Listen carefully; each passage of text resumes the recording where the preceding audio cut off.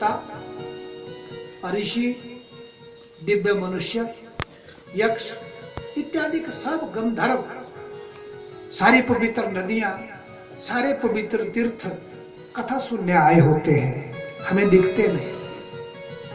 इसलिए 7 लोकों की कल्पना की जाती है भागवत के मंडप में।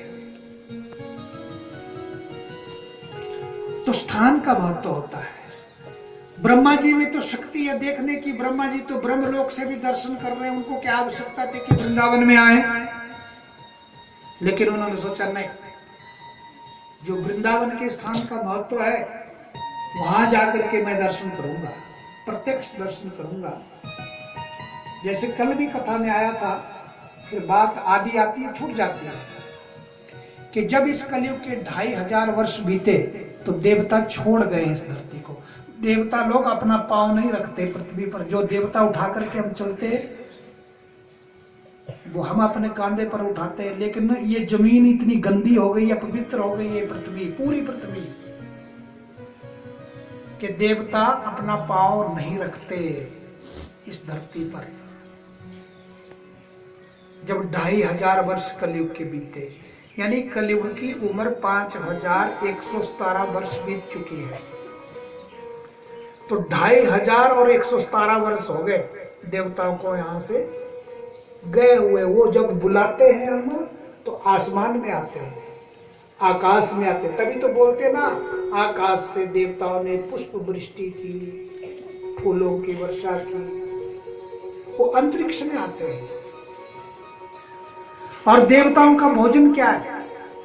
जैसे नाक का भोजन है सुगंध, आंखों का भोजन है दर्शन, कानों का भोजन है श्रवण, चमड़ी का भोजन है स्पर्श। ये विषय है, ये भोजन है इन इंद्रियों के। जैसे इंद्रियों के अलग अलग भोजन है, देखो नाक सुगंध ले सकता है, भोजन का स्वाद नहीं ले सकता, स्वाद जीवा ले सकती है, चखने से पता लगेगा। सुगंध तो अच्छी है, लेकिन चखने से पता लगेगा कि स्वाद कैसा है।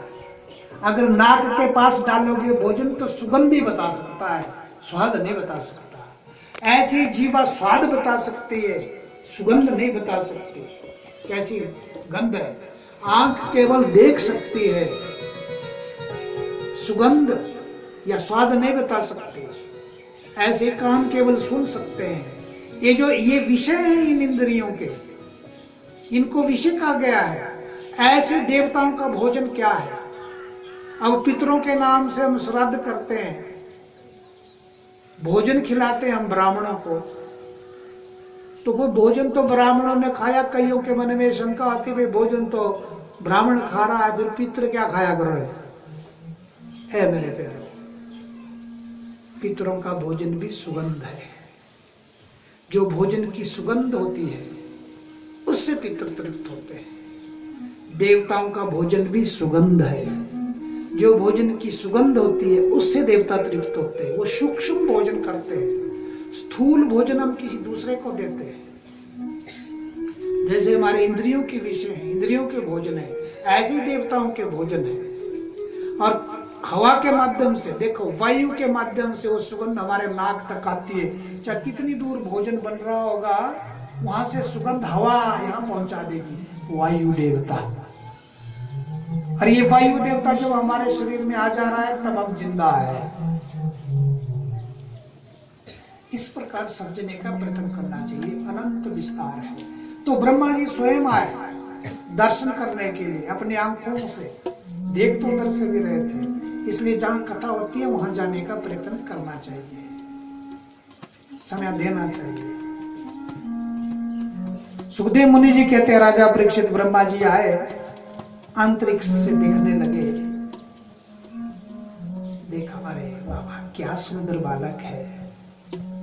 अत्यंत प्रसन्न चित्त हुए ब्रह्मा जी ने प्रणाम किया ऊपर से, बाबा हे आदिशक्ति, हे मां भवानी, हे नारायण, हे सतोगुण, आपको कोटि कोटि नमन है। स्तुति की ब्रह्मा ने।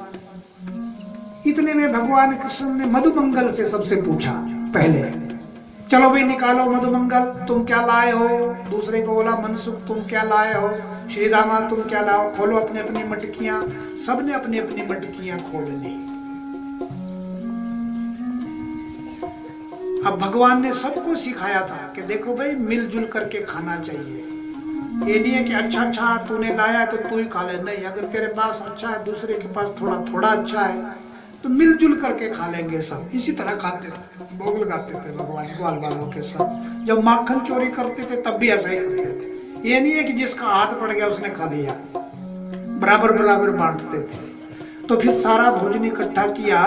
लेकिन मधुमंगल के पास, क्योंकि घर में अन्न तो कुछ नहीं होता था, दूध दही भी विशेष नहीं होता था, तो घर में कई दिनों की सड़ी हुई खट्टी लस्सी थी।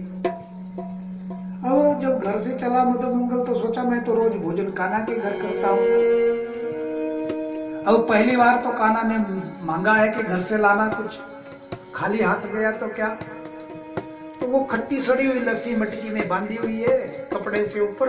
मधुमंगल ने सोचा अब ये कान्हा क्या बोलेगा मुझे, बोलेगा रोज मेरे घर में खाता है, आज पहली बार इसके घर से मंगाया।